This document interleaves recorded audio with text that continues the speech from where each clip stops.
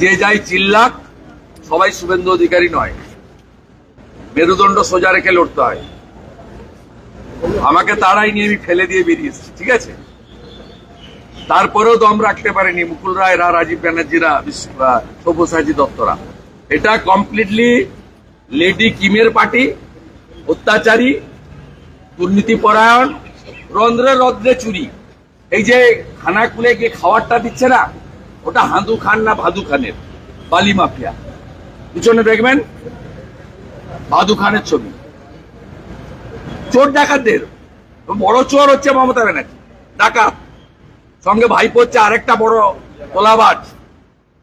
অতএব এখানে কল্যাণ, মহুয়া, ঝগড়া এসবের কোনো ফাইনাল কিছু নেই, এগুলো কিছু নয়। তবে ভাইপোর সঙ্গে যদি কল্যাণ ব্যানার্জি তুলনা করেন, আমি বলবো কল্যাণ ব্যানার্জি 11-র পরে আসা লোক নয়। কল্যাণ ব্যানার্জি মুখ খুব খারাপ, আমাকেও অনেক আজে বাজে কথা বলেন এবং আগের ভাইস প্রেসিডেন্টকে অপমান করেছেন।